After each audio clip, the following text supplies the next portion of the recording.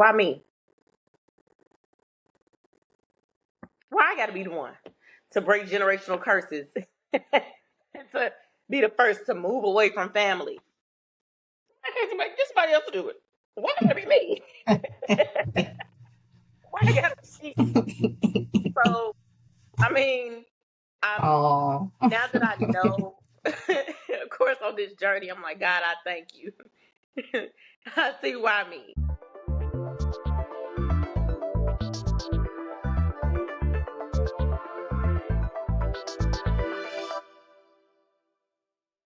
Welcome to the Relocate Podcast. I'm Kirsten, your favorite podcast host, and this podcast is all about creating genuine stories of people who uprooted from familiarity, from places that they once resided, to explore the unknown, i.e., where they currently reside.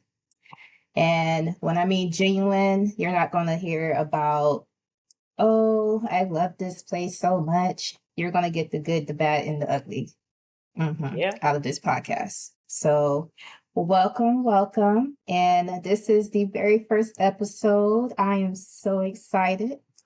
Today, we have a very, very good friend of mine, my ride or die when I lived in Houston.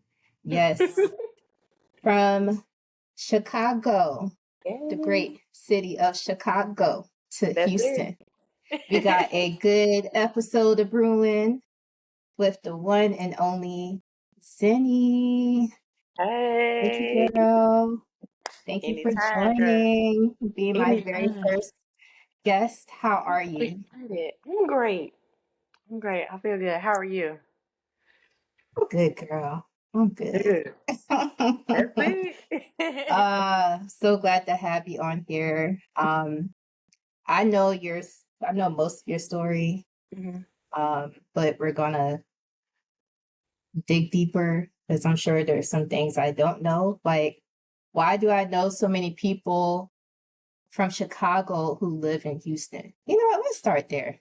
What is it about Houston that has turned Houston into little Chicago? Why is it popping to Chicago people? I was just as surprised as you, honestly. Meeting so many people, but my number one reason, when I came down here for a week on vacation, I got a job in a week. Like the full apply for the job, hired for the job in 1 week. That does not happen in Chicago.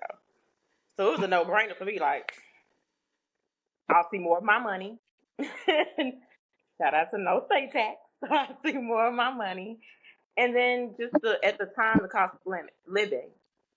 Like when I moved down here, my rent was $700 something. Like for my one bedroom. Where you going? You're not gonna find that in Chicago. Not even a studio. So it was a no brainer for me. You know what I mean? But I feel like for one, we get away from that weather. We get away from the weather. You know. So you get away from the weather. You get away from just it's so laid back and chill here. Like the city is hustle and bustle and it's go, go, go, go, go, go, go. This is more like I can just be on cruise control in comparison to rather.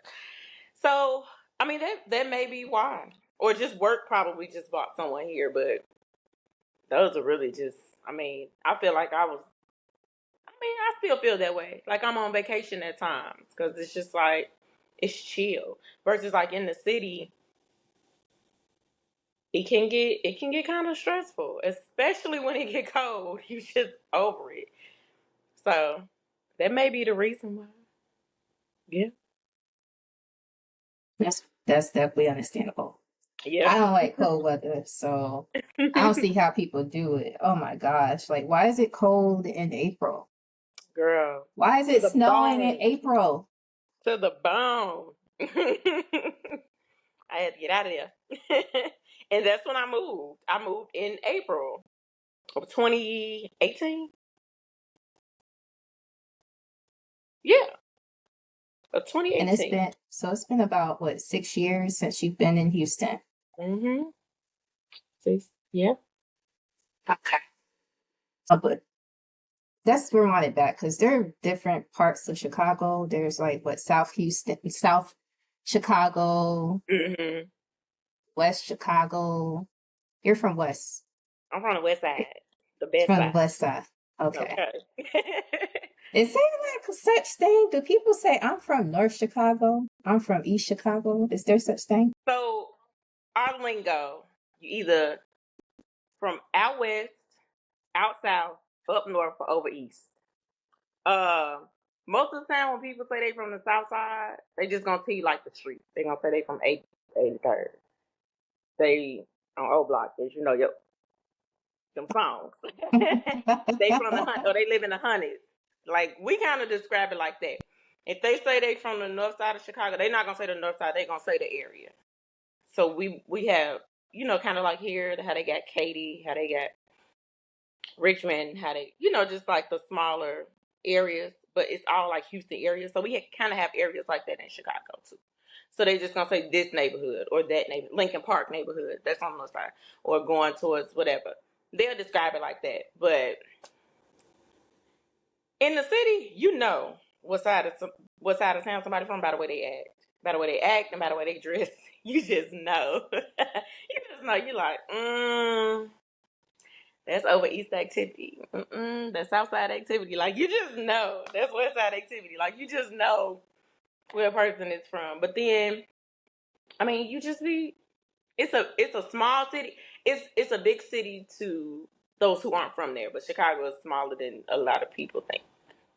Because you're going to always run into somebody that knows somebody that you know. You just going, you're like, oh, it's a small world. Okay. Cool. So, yeah. Is there anything about Houston that reminds you of Chicago at all?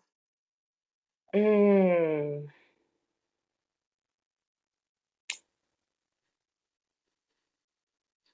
the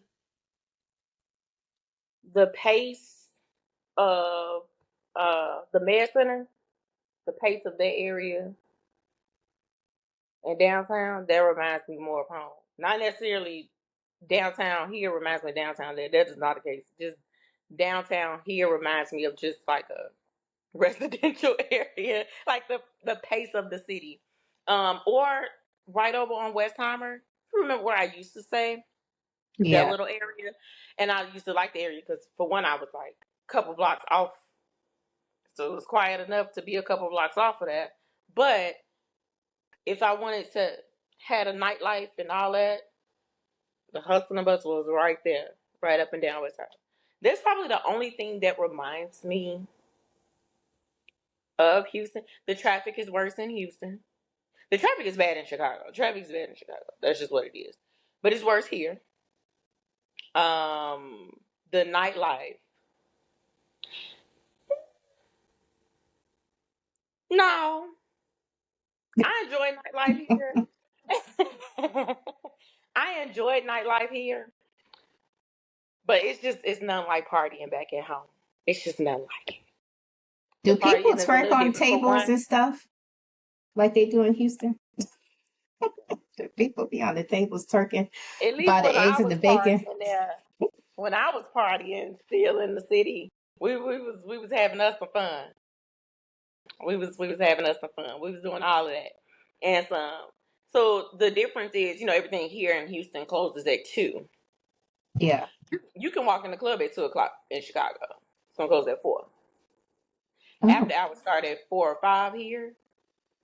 After hours in the city gonna start at about like 5, 6. But so it's just that's the difference. Liquor stores are still open. Like we got 24-hour food spots. So it's an adjustment because if you want to keep going down here, make sure you got a bottle. Make sure you went to the liquor store. You gotta. There's no impromptu as far as like going to pick up food, going to pick up more liquor, and then going.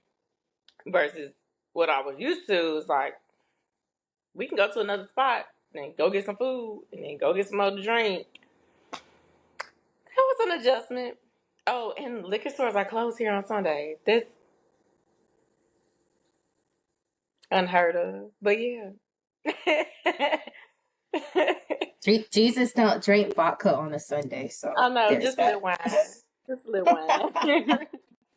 Just a little Oh, wine. They say you go to the grocery store and get a little wine, but you can't go to the liquor store. yeah. But yeah, I would say mostly the pace of the city. But honestly, that's what resonates with me more. Some people might have other opinions about it, but that resonates with me more. That's even though I don't like the traffic, the pace of the city and all the hustle and bustle, that's comforting to me. It reminds me of home. So even though I live way out away from it, I work in that. So it's like, okay, I get my fix and then I come back to the quiet part of the city. I go back to the Okay. quiet part. Okay. So we talked a little bit about differences between the two cities. Did you know that uh, Chicago is like the third largest city, like the third most populous city in the US, and Houston is the fourth? What? Yeah, so it's like when I think about you moving I from like that. Chicago to Houston, I'm like, well, it's about the same when it comes to like population. Like maybe Houston has like a little few thousand, 100,000 less, but yeah, I'm like, when you Like, went from why one did you do concrete jungle to that? Yeah, my story a little different, but but yeah, I didn't know that. I gotta rub that in a Houstonian face. I gotta remember that fact and rub that in their face because you do that. I'm happy about that. Was there anything else that influenced your decision to relocate to Houston?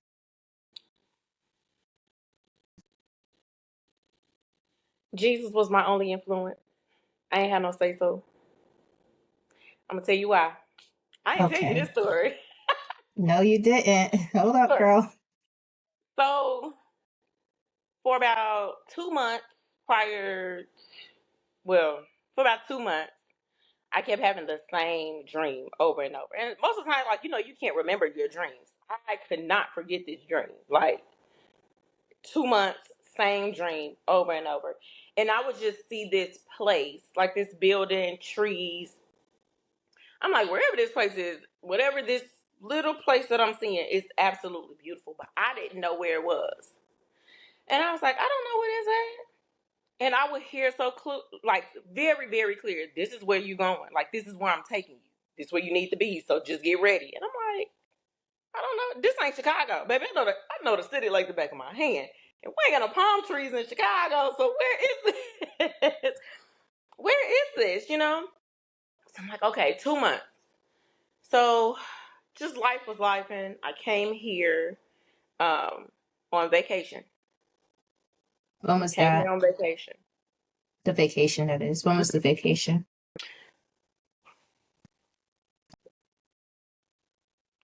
February 2018. Okay. Either the last week of January or the first week of February, somewhere in there. I finally came here on vacation. So after having a dream for 2 months, I just could not get it out of my head. It's like, okay. And then I would just keep, how you just keep seeing stuff. I'm like, but all right, Lord, what you trying to tell me? Okay. And at that point in my life, I was at a I was I was I was at a low, I'm not gonna say at a low place, but baby, I was being tested.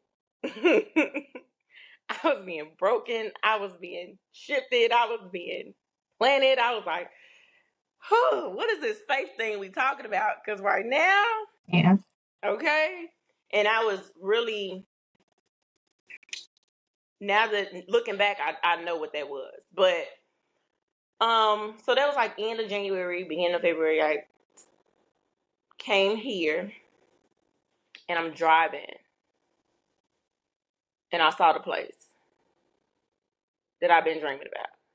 Wow. I think this was like maybe day 2 I was here. Day 2 I was here. And I saw the place clear as day. And I pulled over in that parking lot and I just broke down crying because I'm like, okay, obviously this is where I need to be because you have been showing me this, but I am terrified. I don't know anyone here. I don't know anyone here. What do you mean?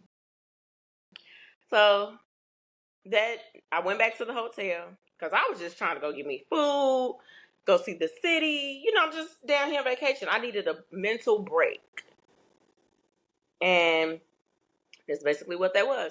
So I pulled over, cried all out, prayed on it, did my little running around, went back to the hotel because I wasn't no good, honey. I wasn't no good after that. So that evening, I was like, you know what? I'm going to apply for a job. Let's just see. Get it. Let's just see. I think I applied for 2 jobs. The first one, the next morning, I had an email inviting me for an interview. I called, I set it up. The following day I went in. So I had to come down. I had to go to Walmart and buy me some clothes for an interview. I was not prepared. We got to go to Walmart, get a little dress and some sweater, and a sweater, and figure this thing out. So interview went well, and they were like, "Oh, you don't live here." And I used I probably shouldn't say this. I used an address that was already down here. Me too, girl. I used an address that was already down here. I did. And they were like, "Oh, how long have you been here?" And I was like, "A week." And they was like, "What?" I said, "I gotta go." I said, "I'm gonna be honest with you. I have to go back to Chicago to get more of my things." I said, "But I'm moving. I'm moving here." And I just knew I wasn't gonna get it. She said, "Okay. Well, we like you. We'll have you come in for a second interview. What day do you Mhm. leave?" I told her. They scheduled the interview, of course, prior to me leaving. But it really wasn't an interview. It's supposed to be a second interview, but it really wasn't a second interview. They hired me. And they had a new employee package waiting on me when I walked in that door. Offered me way more than my current job. And I was like, okay, listen, give me about 2-3 weeks. I'll be back. Because they were like, how long do you need to make this transition? I was like, give me about 2-3 weeks. I'll be back. I did not have a place to stay. I ain't had no apartment yet. I did not have an apartment. I was moving on faith. I did not have an apartment. So I was like, okay. I got home. I put in a 2-week notice. They were like, you went down there looking for a job. I'm like, I promise you I didn't. They were like, you could just transfer from this company, from here to that location. That location is probably like $14 an hour. What kind of bills I can pay on $14 an hour? I wouldn't care if it was 2018. This job was starting me off, I believe, at $25 an hour at the time. Oh, bye, Chicago. I ain't gonna never see that in the city. And this is before I found out that there were no state tax. Because I thought my first paycheck was wrong. Because I'm like, they ain't take out their money. I'm not gonna owe nobody nothing at the end of this. Take y'all money now. She was like, no, baby, we don't have state tax. I was like, oh, get up out of here when y'all change y'all mind. So my very first job here, that's how that happened. Now, when I got back to Chicago from that trip, my mom, my grandmother, and I went to the Steve Harvey show. And like I don't know if you ever seen like those Facebook clips. Like it's like the in between where they cut the show and like he's just talking to his audience. Yeah. Um, this is like one of those moments, and he looked dead at me and was like, "What you scared for? This man don't. Of course, this man don't know me." But I am a very firm believer that Especially when you're stubborn like me. When God need to get through to you, He gonna get through to you. He'll use people to say stuff, and you'll be like, why you in my business? How you know my business? But I just know. I'm like, all right. He's like, why you scared? God been showing you something and putting it on your heart, and He keeps showing you over and over again. He gonna do it for you. He just waiting on you. You the one holding you back. He say, it's like, he explained, like, it's like faith. Faith is like you're on the cliff and God just waiting on you to jump. You think if you jump, you gonna fall on your face or you just gonna die. He was like, but you just see the absolute bottom. You don't know what's in between. If you jump, His hand is there and He gonna catch you. You just stay in that. He was like, but it's up to you to trust God enough to say, all right, wherever you take me, I go, I'll follow. If I wasn't ugly crying, I'm so glad them cameras wasn't rolling. Ooh, the ugly cry. The ugly cry was real. Because I, very stubborn. Very, very stubborn. I was like, I don't want to do this. It was just doubt, a lot of doubt, a lot of fear. Because why me? Why me?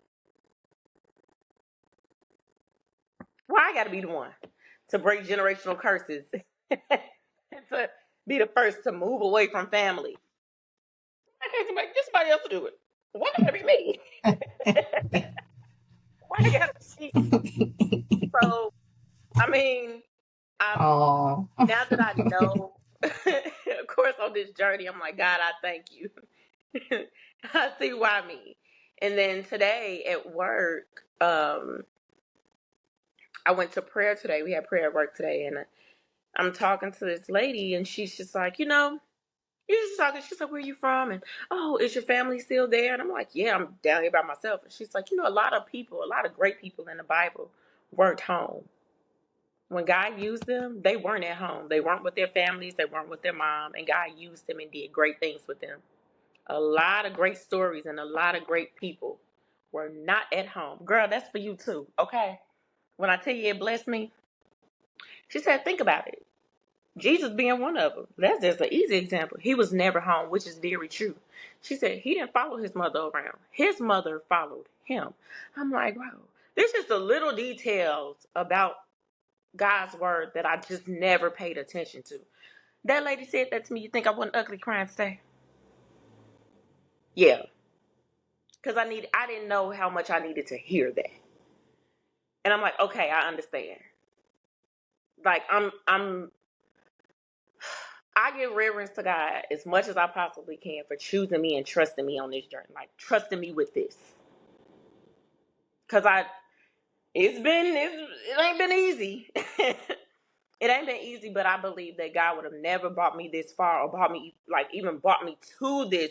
Cause I had just bought a car. Crazy. Just bought a car, got a car note. Now I gotta go get an apartment and move 11,000 miles away from my family. Why would I do that? I'm grown, but I'm not that grown. Like, not at that time. I'm like, I'm not that grown. I ain't gotta do this. I'm not that grown. Why are you still? Yo. But I'm just like, that was a thing. But now I'm like, thank you, God, for trusting me. And I understand why it has not been an easy journey. There have been plenty of times where I was like, I'm finna go back because this ain't it. And I'm like, go back to Chicago and do what? uh-uh. I've done much better for myself here. I genuinely feel like I've done much better for myself here than I would have done there. And then considering everything that I had going on, I needed to get away um, from just that, you know. I needed to. I needed that. And it hurt. And I was scared. And I literally cried the entire time in the airport because a one-way ticket. What? I ain't coming back. The reality set in. I'm on the plane crying. The air steward is like, you've been crying this whole 2-hour flight, baby. Are you okay? No, I want my mama. I'm not okay. I'm not. Yeah. So I came down here, 2 luggages and a carry-on. That's it. That's it. Oh,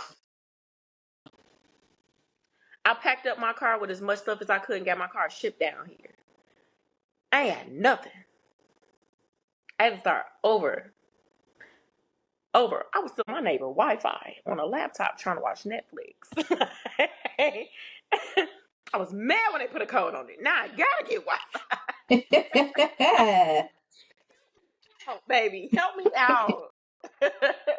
But yeah, I mean, it's been a journey. It hasn't been easy, but honestly, I wouldn't change it. Um, I understand why I had to go through a lot of the things that I did go through now. And then I can honestly say, I mean, because it takes time. It takes some getting used to. But this past year, my walk with God has been so different. And I don't have it all together, and I ain't got everything I want, but I am blessed. I got everything I need. And God has kept me. Girl, I'm not complaining about it. I won't complain. Cause I'm for real, like, why me? Why me? Why me? Now I'm like, God, thank you for trusting me with this assignment. Like, you gave me this assignment, and I now I'm like, oh, I have to do well. You trust me enough to do this. It has to birth something great. Something great has to come for this. And then you allowing me to be a product of it, or produce from it, or just be a part of it. That just makes me happy. I'll be crying just off the thought of that. Like, to know God really trusts you with something. We locked in, girl. Me and that man that's locked in. right. Me and that man locked in. Because God really do have my back. He has seen me through this entire thing. So I'm one of the blessings. I will say that, because a lot of people don't. A lot of people want to leave Chicago as well, and just they can't. Some don't want to, and some won't because of fear. And then a lot of people feel like they just can't leave, don't want to leave. Some people don't have the means to. I came down here with $1,000. I ain't had no money. I had just got paid. My paycheck was $1,000, and my paycheck was short. My last paycheck from that job was short, and it was only $1,000. Disrespectful. What? I ain't had nowhere to stay. I met a man in a daiquiri shop that let me stay with him. Yes, girl. I said, I don't think he a murderer. Okay. I still talk to him to this day. I call Okay. him an angel for real. Girl, I had never seen a daiquiri shop before.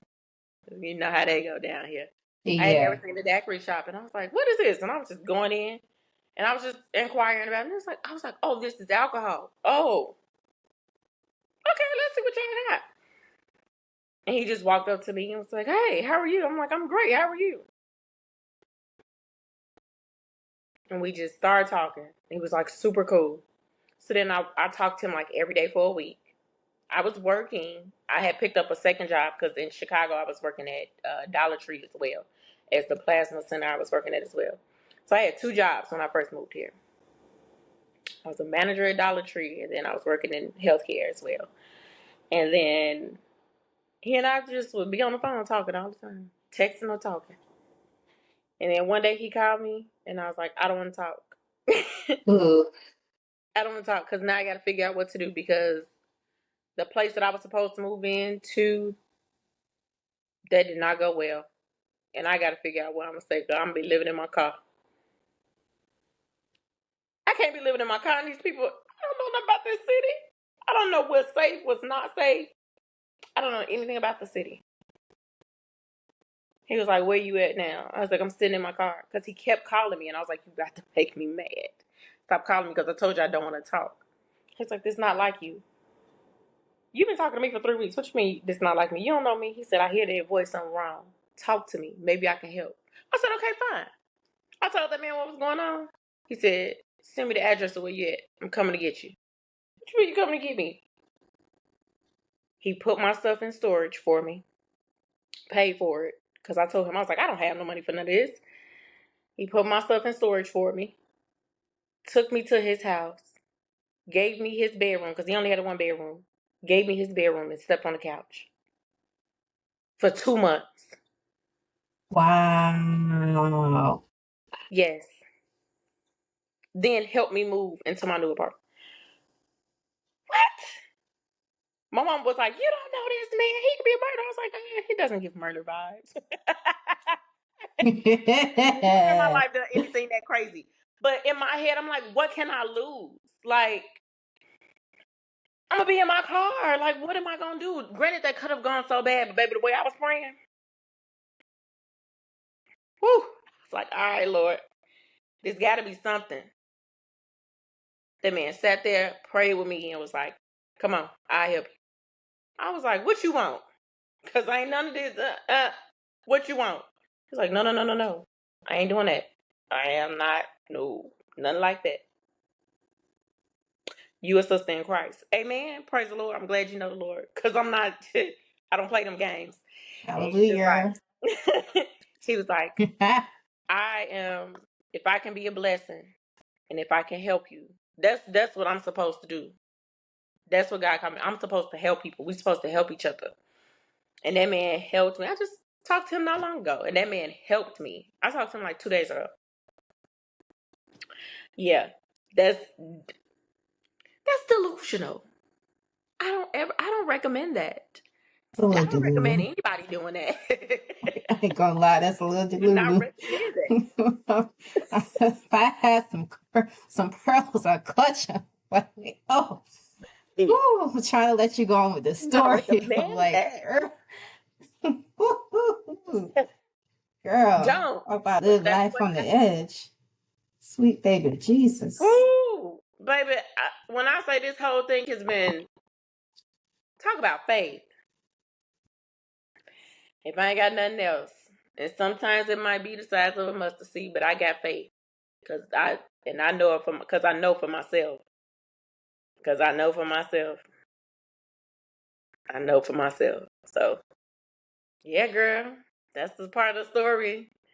You know, we never get around to. But that's really my story and how I got here. That's really how I got down here. That's not the story that I thought I was gonna get today, but I love it. I love it. I mean, I left some stuff behind in Chicago. Okay.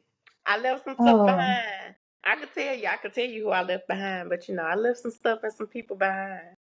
When I went back, that's yeah. When I went kind of back how it home, is. yeah, I was like, I packed up my stuff. I put that man stuff at the front door and called his mama and told him come and get him. And then and I was like, I'm on my way. Packed up my car. And girl, I was dating this guy when I was in Chicago, and I had dated. We were dating for 3 years and just wasting my time. It's a sad time in life. So young and dumb. It was great though. It was fun. It was fun. It was fun. It was fun. Yeah. He had just quit another job because somebody made him mad. He was one of them. I don't like what you said to me. I quit. There are bills here. your bank account don't care. There Your are bills bills. don't care. There are bills. And in Chicago, we got water, we got gas, we got electric. Then I got my rent. So I got bills. And you want to eat every day, huh? Who want to buy this food? You want a hot meal? Okay. I think maybe 2 weeks prior to that, the man told me he quit another job, so he was just and got back into that street life. And I told him, I'm not doing this with you. I'm not dating. I told you I wasn't dating somebody in the street. I didn't want to do that. You went back to that. Cool. I ain't say nothing. I just act like everything was okay. So when he got back to the house, I said, you should probably get here. Get here real soon. I had all his stuff folded. It was folded in the bag. That's so thoughtful. Saying. That's what I'm saying. I folded very neatly, put all your clothes in the bag, put it at the front door. I called his mama. I say, okay, you can come pick him up. He gotta go. She was Called his like, mama. I did. And she'll still talk about it this day. I did. Called his mama and was like, you gotta get him. He ain't done. He needs to come back home. Get back on the titty. Cause he ain't finished. She was like, I told him. Hey, sis, he'll be alright. He was like, why your house packed up like this? I said, oh, I'm moving. Oh, you weren't joking? Mm-mm. When you leave? Tomorrow. Tomorrow? I ain't tell him Ah. nothing. I didn't tell him nothing the whole time. I didn't tell him nothing. Because he wasn't at the house every day. Like, we weren't technically living together. He was just kind of always there. So it would be times I didn't see him. So I come home from work. I'm packing. No, I don't want to see you. I'm tired. But I'm packing. That's what I'm telling him. No, mm-mm. I'm tired, but I'm going to tell him I'm tired and I'm packing. I'm packing. I ain't got time for that. Mm-mm. I said, you can come and get him. He said, okay, I'm on my way. He got to the house. I told him I was moving. The next day, his mama called him and said, I'm outside. He said, what you mean? She said, I'm coming to get you and your stuff. He said, you put me out. I said, I don't know why you thought you was going to stay here. My landlord has been informed that I am leaving. Your stuff in that bag at the door. Bye. Then he moved to Houston a month later. Caught himself following me, child. Don't do nothing that you don't really want to do. Don't be following me and this ain't about to be nothing. Go on back. He just stayed here a month, girl. He was right back up there. It's hard. Yeah. Oh. Yeah. Yeah, you think I'm gonna play with you? It's hard. Being away from family. Yes. Yeah. That's a little tea, you know. It's a little hot. A little tea popping. A little piping Little hot tea. tea. Little tea. Yeah. It's Sounds been good. yeah. You said, I'm going to give this man some space, and you decided to give him the distance between Chicago and Houston. He had some things to think about, baby. I did. It did not feel bad about it. It was just like, all right, bye. He's like, what? You serious? You stuck at the door? Was so calm. Looking back at it, I wouldn't have changed it. I would have did the same way. Like, I got bills to pay. And you just another body. I don't take care of other adults. Mm-mm. Especially when they ain't my husband. Mm-mm. Mm-mm. Good point. Mm-mm. You got to go back home. Mama ain't finished. Mm-mm. Speaking of change, is there anything about the process that you went through with like relocating that maybe you would change? Uh, Because it sounded like everything happened kind of quickly. You went it to did. visit in February and you moved in April. It did. And that's It's why I feel like, like it was a God thing because I've never had anything progress that fast. And like never. Like when I say and smoothly, just smoothly. Um,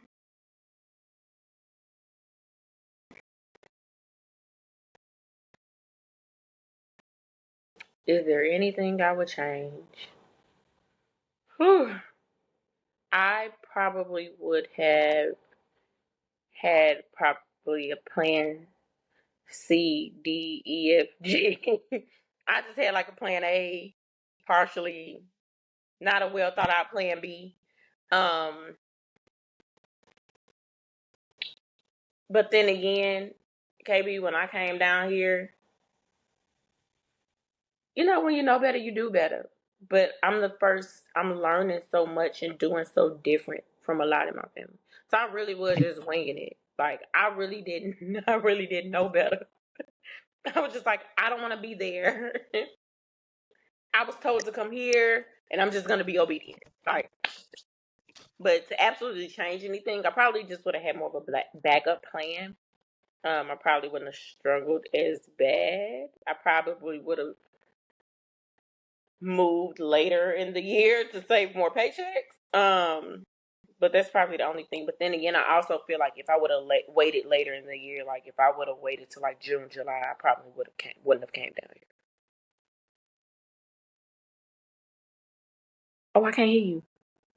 You can't hear me? Oh, there you go. Oh, okay. Yeah, you You said you can't hear cried.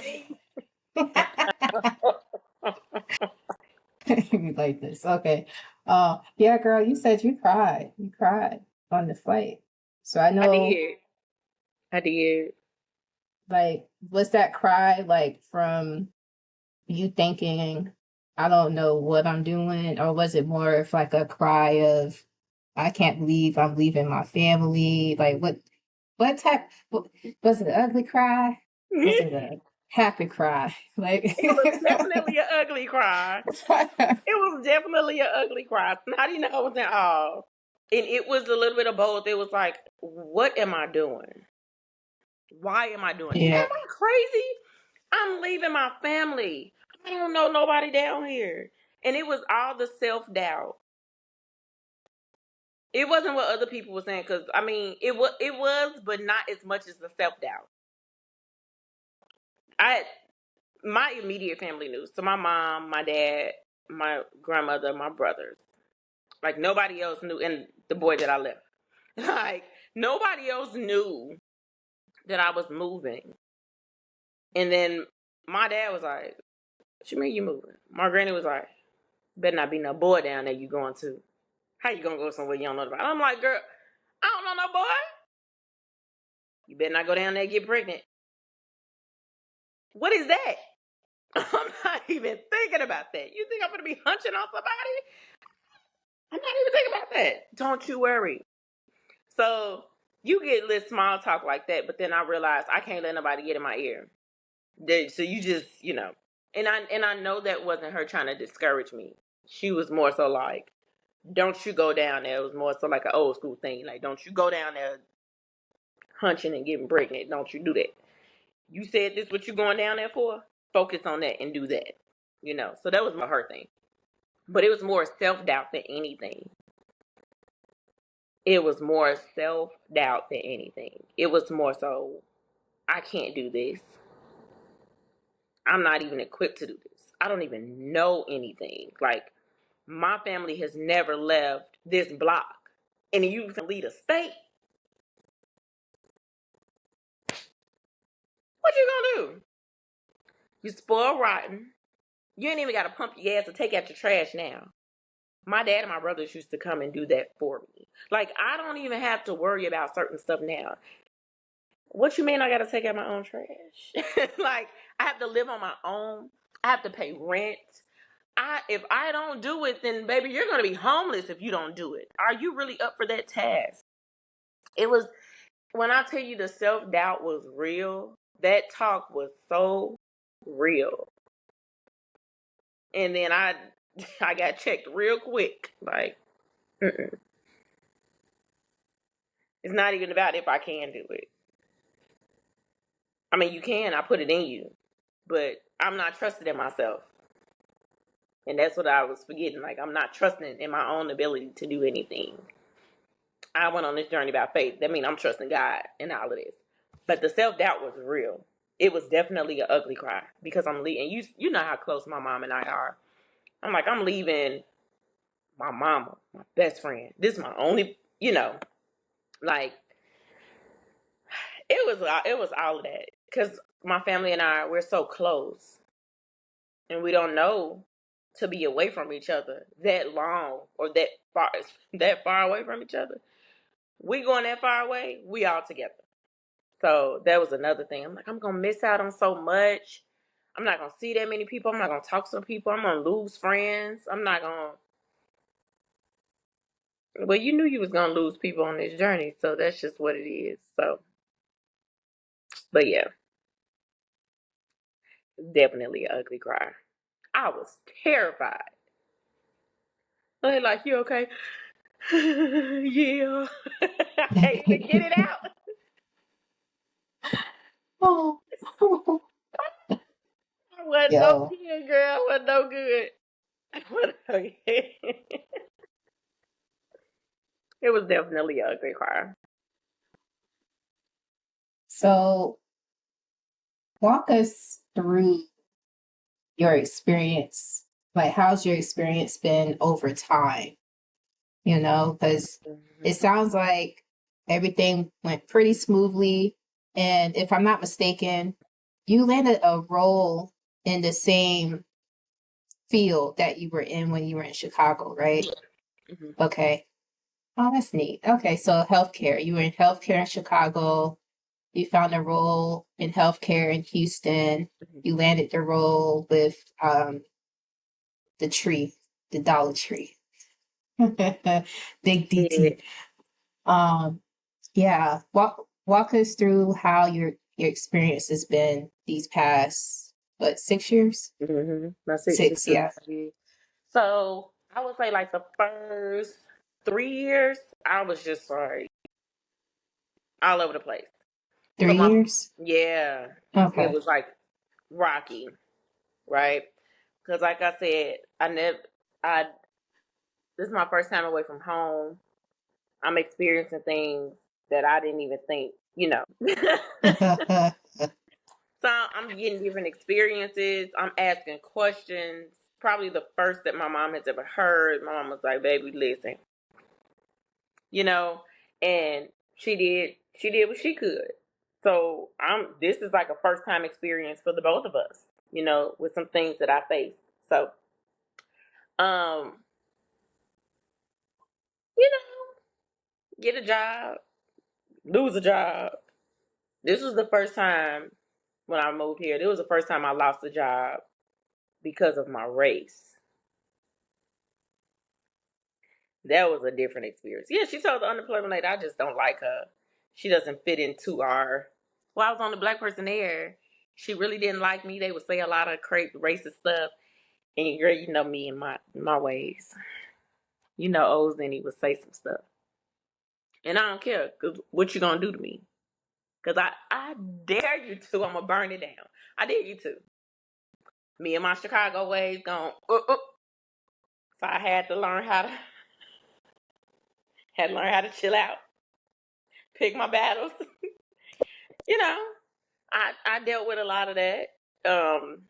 Employers just not liking me because I am outspoken. Um, well, you have to do this. That's illegal. I'm not doing that. I'm not losing my license. I worked hard for this. I'm not. You do it. And they'd be like, what? Yeah, you want it done? You do it. They was like, yeah, we don't like you. The last person did it. Well, when you know better, you do better, and I know better, and I'm not doing it. And then, okay, you're fired. Okay, unemployment. So it was a lot of that back and forth. Um, it was also hard. It's. I didn't realize how hard it was going to be being the only black person in the office. But that is a challenge in itself. It's just a challenge in itself. It's just a challenge in itself. And then you learn a lot about yourself in that time too. You think you know yourself well, and you just don't. That's the reality of it. And then you learning how to budget properly, because I went from just being spoiled and getting my way and getting what I want. I ain't have to worry about nothing back at home. I'm the only girl, so spoiled as heck, and I ain't have to worry about nothing. So now I got to learn what a budget is, because that's crazy. I got to pay for it. I got to pay for this. You gotta really grow up. So you gotta make sure you pay your car note on time, and make sure you pay your rent. and make sure you pay the internet. And how much is that internet package? Baby, we can't have that. I need basic. Real basic. You know what? I don't need cable. I got a Fire Stick. I can't afford that. Like going out, not tonight. I gotta eat. You learn how to budget. So that's trial and error. But I say like my first 3 years were like super rocky, super super rocky, and then I felt like after that, like going in like midway through that third year, I was like, oh, okay. I felt like I was just getting my footing. Like now I got it. Now I got it. COVID. COVID hit. Dang. Like, bro, I'm just getting to the place like my money up. I feel good. I'm killing it now. Like, I'm doing well. I got the hang of this adulting thing. I got the hang of it. Then the world shut down. And I was like, okay. So I had a management position at Dollar Tree, and that didn't last long because of that. But I was also working in healthcare, but I was doing like diagnostics, so most of like outpatient stuff. And yeah, they still want us to come in, but COVID is new. We don't really know much about it. I get COVID. I'm like, dang, okay, so I can't work. The job thought I was lying about having COVID, even though I was taken in the ambulance from the job. My supervisor thought I was lying about COVID. I got fired. I ended up getting unemployment because they knew that I had COVID, and she just fired me so it wasn't like no real reason to fire me. Basically, she didn't have a valid reason to fire me. So, Dude, real quick before we continue, because people are probably going to listen to this and not even realize that Texas is an at-will state. yes, They will fire you. yes. Like, Don't bat a single eye. yes. I hate to say Like, it, but I think you're lying. I get an email. I was like, oh, I'm out of there. Yeah, they will fire you for any reason. I'm telling you, the lady did not, that first job, that lady did not like me. And she told the lady, the unemployment lady, just don't like her. She don't really fit. She's too, what that lady? She said I'm too ethnic. What the lady tell her? Girl, oh something no, she crazy. didn't. Because I'm a little ignorant. And I almost, the lady said, baby, don't worry about it. You'll get your back pay. And I got my money 2 days later. I won't worry about it.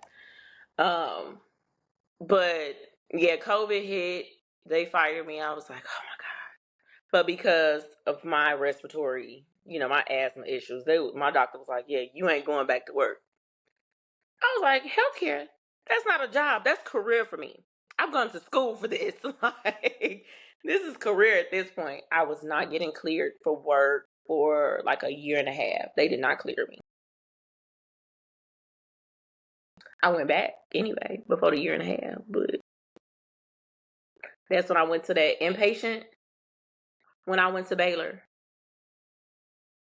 that's when I went to Baylor. When I Oh, we went got a out. whole another can of worms to open. Oh my gosh, because you wasn't in Houston the whole time. Mm-hmm.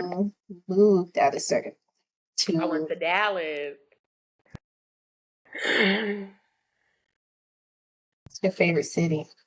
yeah. You mean Yes, to tell me you don't like I the was in Dallas Cowboys? for what, 6 months? Yeah, You don't I'm like good. Mm. no. No, no. So I mean, no shade to the Cowboy people, the fans, but I ain't like y'all city.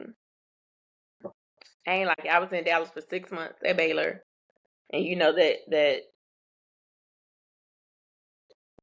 that experience that wasn't great. But I was inpatient, so I was in all ICUs, CCUs, and COVID units. I was supposed to be working 7 on, 7 off, 10-hour shifts. I was working 7 on, 7 off, 12 hours. I could get away with my 10, but I've done more 12s than 10. because we're short staffed. And also Texas did vote for the politicians of Texas did vote for us not to get COVID pay because, they want to be a country of their own so bad. So they don't want to help. Yeehaw. They don't want government assistance. So no, don't give your workers COVID pay. I need COVID pay because I'm risking my life going in these rooms. And when I tell you I got on 2 masks, my scrubs, a lab coat, a gown, something over my head, something over my shoes. And then they tell you don't be in the room for more than 10, 15 minutes, in and out. Do you know what you got me in here doing? Half these people about to wake up dead. I can't do what I need to do from a half awake body. I can't. It's hard. Not in 10, 15 minutes. I need more time. It was just, it was.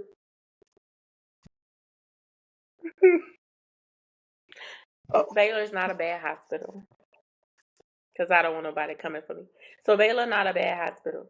But that management, yeah, they could work on that. They can work on that. We gonna say that. The hospital itself, not bad. But that management, yeah, they could work on. Shout out to my current job though, because I love this hospital. So I was only in Dallas for 6 months and I was like, gotta come back. COVID wore me out, stretched me thin.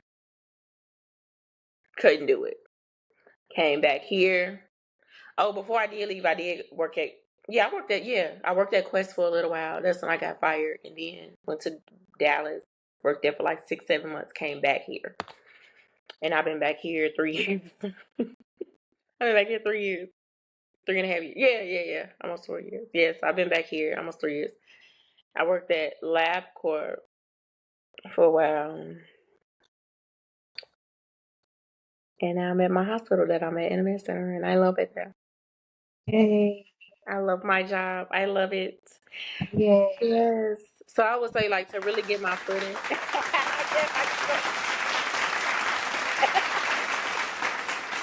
We love this. I love it.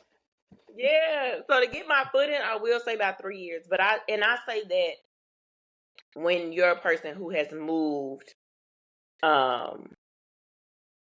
dang near cross country to another state without anybody, when you really starting over, you trying to find your way. You got to give yourself grace, because it's a new city. You don't really know too much about the people. You don't know much about these areas. It's going to be trial and error. So that's why I say like three good years. I got my foot in and I was like, okay, now I feel like I can, and then from there, I just been riding that wave. And now 6 years later, I'm like, okay, I got it again with the way this economy gets set up. Now I got it. Okay, I'm good. I feel like I'm on the right track to things. So, yeah. I think I have like 2 or 3 more questions because we talked a lot about just fear and having self-doubt and still moving along to God's plans. That's great. Hallelujah.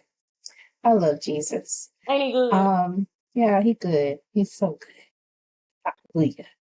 Yes. So how exactly did you what type of work did you do to address that self-doubt? Um, therapy, staying in my Bible. I'm always at church. Gotta go to church on Sundays. But that was also trial and error. Hanging around people I shouldn't have been around. Relationships, whether there was romantic relationships or just platonic relationships. You learn through that too. You deal with stuff with people and you're like, I do not want to go through that. And then you're like, well, why did they feel like why they thought they could play with me like that though? So then that made me self-evaluate on some, oh yeah, now baby, we got to set boundaries. You were being passive because you ain't want to argue with nobody, but you got to set boundaries. and they're gonna be all right. But then I also need you to have that confidence. I need you to respect yourself some more. Don't even let nobody play with you. So then it was that. And then, just that therapy. Yeah. I went through maybe about a year and a half of unlearning a lot. And also I learned so much about myself that I did not like. I went through a phase of I do not. I was like, oh. When I started therapy, I was like, oh, I don't like that. And then I had to get to, but why am I like that? So then they make you dig deeper into some things that you've experienced in life, because life be life. And I was like, okay, so now we're going to heal from those things. We're going to get past those things. We got to change that. So it's not an easy journey, especially, but it's worth it. I will say that, because when you get to the point in your journey where you can point out things that you don't like about yourself, but actually work on them and change those things. Of course, for the better, it's like, okay, but hell, I did the work. I just had to do the work. I know the type of person that I want to be. I know my heart, and I realized that a lot of things stained my heart that I just thought I let go of, but then again, I really didn't let go of. So then I worked through that as well. Because I don't want to be mean, and I don't want to be angry, and I don't want to be bitter, and I don't want to hold a grudge, and I don't want to have resentment in my heart at all. So when you do the work and just you heal from those things, your heart is in a much better position. Your heart is in a different posture. You're able to look at things differently. You're able to be that kind person that you always wanted to be. But then you also have discernment now, to where you can decipher who gets this energy and who just, you just let them be, child. But yeah, it was really all of that. Honestly, I did the work. I did the work. I lost a lot of people, and I had to be okay with that. And some by what I did, and some by not what I did. Some by because I'm just growing up, and people like, well, you ain't the same. Well, that's good. The hell? Why would you want me to be the same person that I was? Like, that's crazy to me. I'm not gonna do that. Or recent experiences, like, I'm not gonna argue with people. So now I'm being a butthole because I'm not gonna argue with you. I'm just gonna say okay, and when you're ready to talk, let me know. But then if you want to keep arguing, I'm just not gonna say nothing. And so then a lot of people don't like that. I don't feed into stuff. Lost a lot of friendships and stuff that way too. Now you're being nonchalant. I'm not being nonchalant. I will, it's just trial and error. Like, I put my energy into certain stuff now, pick my battles. I don't, I can go in with a different heart. Cause then I used to be like, I don't care. You can go to hell. I wouldn't spit on your ass if you was on fire. Then I'd be like, oh, girl, that's me. Now, I'd be like, okay, God bless you, baby. I might say, I might tell you, I hope you had a life you deserve. But that's a little bit more clean than what Like I used that. to say. But it's just been a journey. I just did the work between therapy, going to church, doing the self work. My therapist would send me homework when we not in sessions, and then I got to come back with those assignments done. That's a part of how we met too. Like, I don't know if I told you, I was on an assignment from my therapist around the time that we met. You didn't tell me that. Yeah, so I was on an assignment. It was an experiment. Okay. Gee, thanks for So letting me know. she knew. Okay, she knows I'm in a different city. She's like, "You got friends?" I was like, "Not out here, no. Need to make friends." I was like. And the people that I was meeting, was from here. And sometimes people, I'm trying to think of how to say this. Not all, not all, but some people, some Houstonians that I was meeting, that was of the female gender, was not so nice. It just felt more like we're competing than I'm actually just being friendly and trying to make a friend. So I told her that, and I was like, I'm good on that because I don't like that. I'm good. I don't need that in my life, so I'm good on that. I do have friends that are from here. I got about 3 of them. And they just really cool, humble girls, and I've been knowing them for about I've been here 6 years, so I've been knowing them about 4.5, 5 years. But yeah, it was just really hard to make friends out here. So she gave me an assignment. She's like, anytime you get invited to go somewhere, go. And then anytime you see an event that you really want to go to, go. And she's like, and if somebody talks to you when you're at work, and we had that job together, go. And then she was like, and try to work on your resting face. I was like, all right. So just so happened when we were in that huddle at work and they was talking crazy and both of us was just like, yeah, we're gonna quit this job. I was like, oh, she's what's your name? You really we just started talking about the job. I was like, well, what's your name? Okay. And we just kind of started talking. Now it was just I got lucky because you were so kind. Yo. I got lucky. So it just so happened to work out because we really did hit it off on conversation. Even though it was just basic conversation, we did just kind of hit it off. So that worked out. But I was like, oh my God, my therapist would be so proud of me because I'm talking to somebody. Because that conversation could have went oh yeah, I hate this job. Yeah, I'm going to quit. Yeah, I'm going to quit. I would have shut up. Okay, bye. And I would have been like, dang, she was really nice. I've never seen her again. I never would have seen you again because I knew you was going to quit. But no, it just kind of worked out that way. And then it was because I was telling her, I really don't know what to say. I just ask people, what do they do? And other things that they do. So the conversation just kind of worked out. And I was like, oh, she's pretty cool. And then we exchanged numbers. It was like, hey, girl, you want to hang out? Yeah, sure. Because I was on an assignment to go everywhere I was asked to go. She's like, you have to get out the house. You have to do stuff. And I was like, I'm scared. I don't want to do this. I'm still in my little scary phase. I don't know. But then when I learned that you weren't from here, I was like, okay. And I was like, no, but she genuinely seemed nice. So I was like, okay, I have to go because I told my therapist I was going to go. And I'm really trying to break out of this shell. I have to. Had the time of my life. It was like, hey, girl, can you help me with this? Yep, I got you. Don't worry about it. Met them football players. Then, what else? Yeah. So that's kind of how that worked. So I was on an assignment. Ain't Jesus good? And I met you. You were not an experiment, though. But I was just like, oh. Got a great friend from it. So I might listen to a therapist, a couple times. Might listen here and there.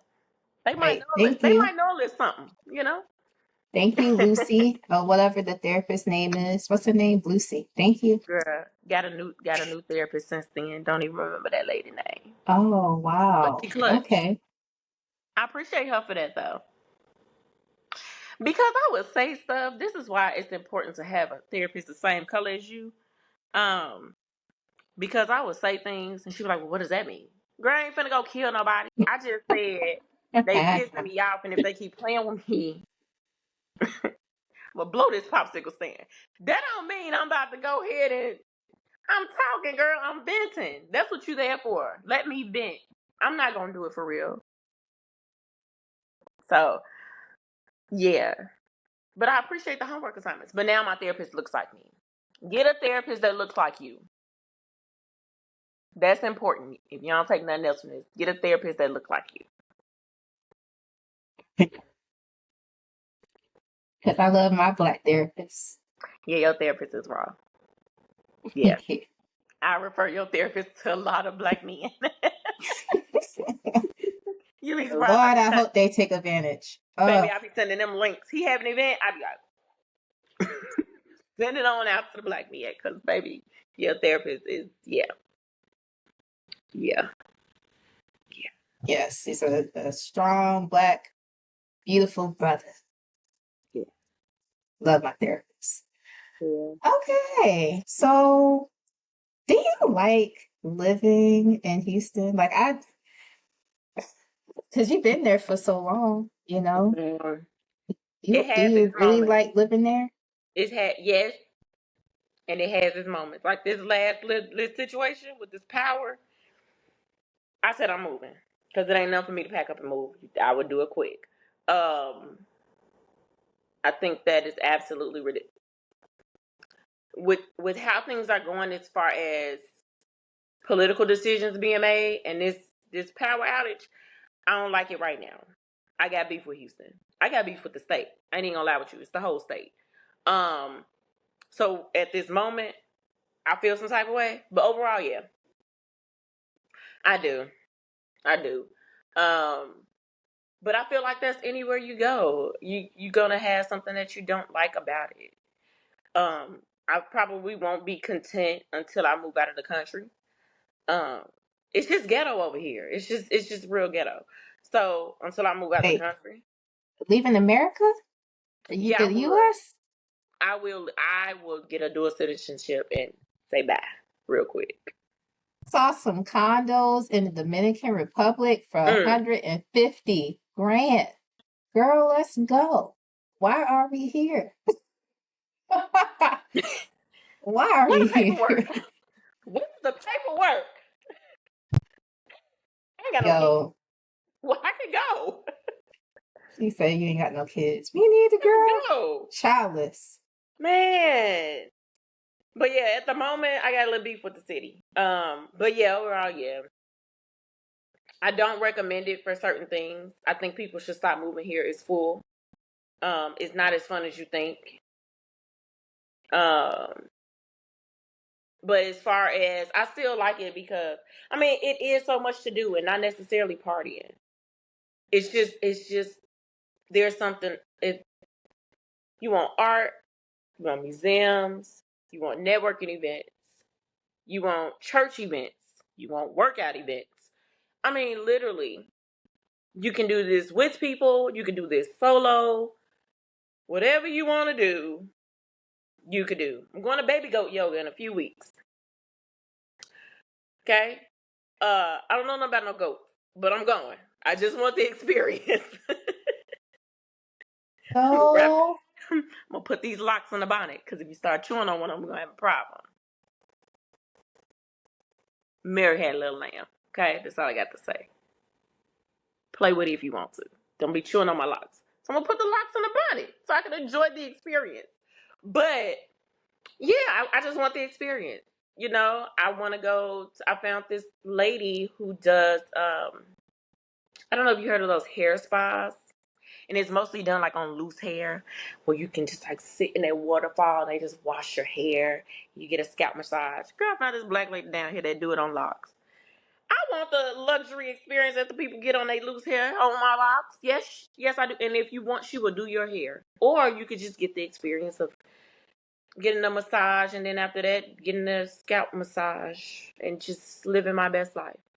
I found a happy hour that does not contain alcohol. It's a happy hour. So it's like a dopamine happy. You just go. They gave you mocktails and elixirs, and you can read. They have jacuzzis. They have a spot for jacuzzis. They have a spot for massage chairs, girl. And then if you do want to drink, I found a wine library. Who comes up with this stuff? Just take my book, get a glass of wine, and a charcuterie board, and live my best life. That's what Auntie want to do. I just found out it's a health museum by my job. Didn't know that. Just had to cut a couple more corners. You know that's my thing. I want to go to the health museum. That's what I want to do. I found out that once a month they do this. It's like a black owned. It's like those R&B nights. but you plant. They give you plants so you can make up your own plants, and you just do your pottery and all that good stuff. Why you just singing and dancing with a whole bunch of beautiful Oh, black people? Like, this is what I'm saying. So it's so much to do, like things like that are like just right up my alley. Y'all should have took notes because them all the date ideas for your girl. Cause don't say I ain't gave you nothing. Don't be lazy. wow. Uh-huh. Period. Don't be lazy. So yeah, but these are all besides food and partying, like there's so much other stuff to do here in the city. And I enjoy the range of things, you know. Chicago is slowly but surely trying to get there. But I didn't always have that. And I also didn't have I could have had some of those experiences, but I would have been the only one that looked like me. So I'm happy that I can do that with some folks that look like me. We love a good diverse environments, but I like to see the people that look like me having a good wholesome time with no trouble. Everybody just vibing and it's just cool, you know? Found a Bible study group here. Love that. Winning. Oh, This is what I'm saying. So I love it for those reasons, you know. I do feel like I can still gain financial freedom here. I can gain the things that I want, you know, have the life and the lifestyle that I want and be fine and be straight, you know. So it's still, you know, we're gonna see what they doing next year. But yeah, right now, I like the city. I like it so far. Yeah. This weather, mm-mm. But yeah, I like it so far. It's just it's too hurricane cold for season. you? Oh, okay. Right? This Yeah, this it's power outage is this power outage thing, and it's still people with no power right now. You know, day oh, 10 for them. I So should mention that at the time of this recording, Hurricane Beryl just kind of swooped over the city of Houston and left over what, 1 million people two without power? 2 million, 2.5 Too million much. with no power. That's the whole city. 2.5 with no power. Currently, I think there are still 25,000 people with no power. Day A few, 10 a in the few middle of of my summer. patients, yeah, in the middle of summer, right? I had a few patients today tell me that they still did not have power. Um, there are a couple of people who have died because of this heat.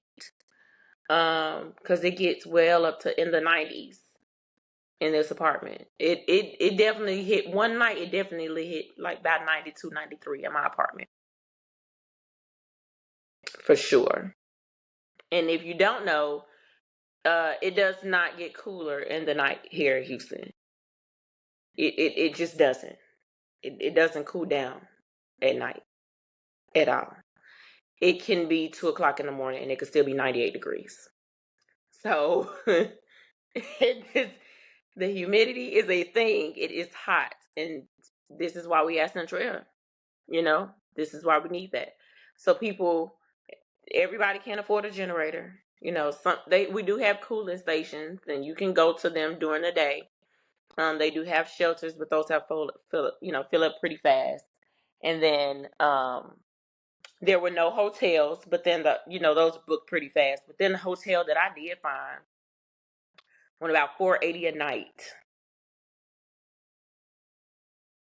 $480 a night.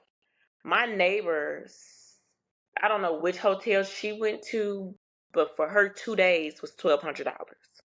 2 days. No. 2 days. And at any moment the power could have still went out. So you got people that's, they trying to fill up their generators with gas, so gas is hard to come across. I lost all my food, so I had to throw everything away, just like a lot of other people, because I was packing it on ice, and then you can't find ice no more. So then you can't hold the food longer than you thought. So it's a thing, but Houston gonna be all right. Just help who you can, you know. That's really what it's been down here. Like when I finally did find ice, I was buying bags and bags and bags of ice and just giving it to people because trying to help them how I could. You know, That's thoughtful. girl, Aw. you gotta be a blessing, even though we was all going through it. So I mean, what was it gonna do to be selfish? To be like, I know what I said, and I ain't telling nobody. How was that gonna help me? No, it was not gonna help me. I filled up my 2 coolers and I filled up my washing machine with ice and packed food in there too for as long as I could. I got a grill, so I bought bags of charcoal. I try to keep like 2 bags for him, and that what was holding me over. But then after a while, the stores are throwing the food away because the food isn't, food ain't. Wow. They were either giving food away or just throwing it away. So right now, HEB has a sale on some food, and Kroger has some sale on some, you know, giving discounts on food. So I went straight to the help because we love the help. We love the help, Well, here everything's better. baby. Could never go wrong with HEB. Love me some HEB, baby. They be looking out for the people. HEB for president. Because at this Yo, point, HEB for Texas governor because I'm so sick of at that. this point. Ooh, Tech he need HEB to for stand up. Texas governor. He need to stand up and grow up here. And we both Talking know about the he's gonna do that. governor, I his said what I legs said. don't work. I said what I said. Oh no. I said what I said. I said what I said. He was in. he was in. He wasn't even in the country when this I thing cannot. went down. And you don't even know the damage girl. Except for them rushing to help people, they turned it into a political debate. They were going back and forth for like 3 days before they even released, because they weren't gonna, because it was only a category 1. They're like, oh, it was category 1, we didn't think it was gonna be that bad. It hit land for 2 hours. That's why it was that bad. If it tore up Jamaica as a category 1, what did you think it was gonna do? You didn't think it was gonna do the same thing here? You didn't think it was gonna. The week before, y'all were talking about how it tore up Jamaica. You thought we was special? Wasn't even gonna report it to FEMA as a national disaster. I didn't even know that. Wow. Yes, he wasn't gonna report it. Biden was like, I've been telling him. He like, you didn't reach out to me. Biden like, proof. I did reach out to you. He reported it to FEMA and tried to backdate it. Yeah, they was going back and forth. It was backdated, and the date was posted at the bottom that it was actually posted or sent. So yeah, you got all these people applying for FEMA. I was on the phone for 2 hours on hold trying to get through to FEMA. Finally did. You got a lot of people being denied. They're not doing emergency food stamps anymore. They were no longer doing them. Girl, it's still a mess down here. It's still a mess down here. I've been buying food every day, like buying a meal to cook every day, because I still don't even want to fill up my refrigerator because it's gonna rain all week going into next week. My lights was flickering the other day. Why am I buying groceries and I might not even have power again? Then you got these people who came from out of state to work on the power lines. They can't work in the rain. You still got 25,000 people without power right now. Centerpoint. Centerpoint. About to be out a lot of money. It's a lot of restaurants right now that filed a lawsuit against Centerpoint. It's just crazy. People need unemployment because they couldn't work. They can't work all these days. So they've been saying that people can file for unemployment because they don't have power. It's a thing. It's just terrible. It's terrible. Mm. But yeah, I like Houston.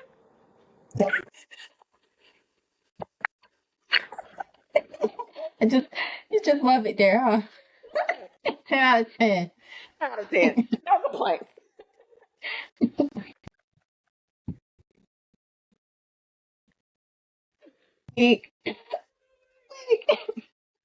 Love it there. Yeah, love it. Okay. Don't move here. Please. Ain't no more room. We got full. The more y'all move here, the more rent go up. Stop. Please. Look, the more people who move there, the deeper the deeper Houston gonna sink in the ground because it's Please. already below sea level. Underwater. It's a reason why it floods. Why it Girl, floods every time it downtown, rains. you know, like the thing on the side of the highway that read the how much water is there? And you know the bridge will tell you like it's only 14 feet, you know, so the trucks can go through. 14 feet of water. The water was all the way up to the top of the covering a park. You're covering a park into here. People walk there, take their kids and their dogs there. It's covered in water. The water just went down yesterday though, so or After 10 days? sometime this week. Sometime this week it went down because today Thursday. Yeah, sometime this week the water finally went down. You got to think about how much water that is, bro. 14 feet. So the water slowly but surely go down. And so Hurricane Burrow hit Monday. It rained Tuesday, at least by me. It did not rain Wednesday. It rained Thursday, Friday, Saturday, Sunday. It's still raining. It's still raining. Like, you gotta stop. You gotta stop for the water to go down. They ain't using no Drano down here. They just letting it. Terrible. But I love it. Love it. Go Houston. Love it. I love it here. I just love that for you. I love that for you. Oh gosh. Okay. Yeehaw. Just yeehaw. Oh man. Okay. This is my last question, girl. Mm-hmm. Last question. Since you love it so much. Now that you've had like all these years of experience, yeah, go all these years of experience being in a city that you just love so much. Mm-hmm. What what words of advice would you provide to the version of yourself that was in Chicago? Like before you relocated, like what advice would you give that old version of the Zennie that was in Chicago, based on everything you know now, all the time you've had in Houston, all the transitioning and the self work that you've done?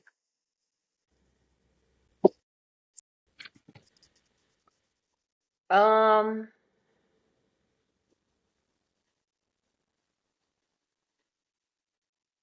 Oh, that's a good question.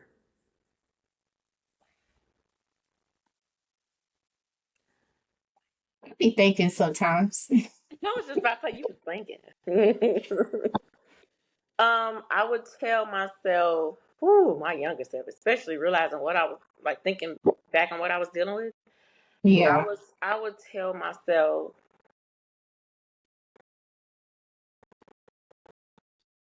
it's okay, and you're gonna be more than okay. Don't. Dang, this is a good question. I would tell myself to stay in my Bible more and really start to believe what God said about me. That's where I'm at now in my life. Like I'm genuinely believing what God says about me. And it's a beautiful thing. Um, I would tell myself if these people with the opposite body parts. That's not your Oh, focus. Forget them. Stay your course. Don't let nobody distract you. And even if you fail at something, that don't mean it's over. That don't mean it's over. That just means we're gonna try a different way. And just because something didn't work out for you, that doesn't mean it won't happen. And if it never happens, that means something better is being prepared for you. I would tell myself to trust myself more. I would tell myself to love myself more. And I would tell myself to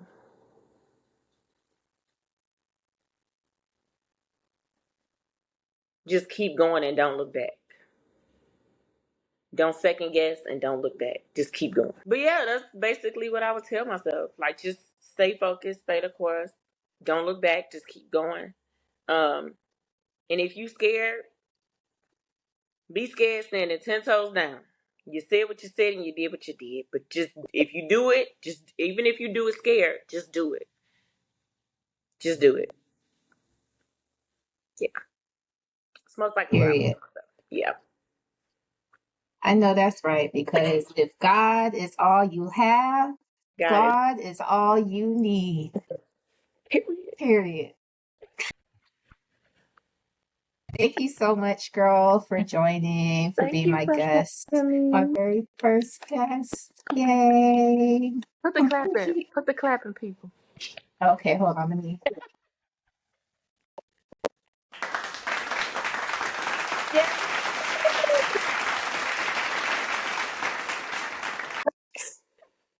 Girl, thank you for having me. I feel so honored. Yay. Do you see the tears? The, they're not ugly tears, right? No, they was just happy tears. Happy Yeah. tears. Yeah, Happy yeah, tears. yeah. Yay. This is good. This is good, girl.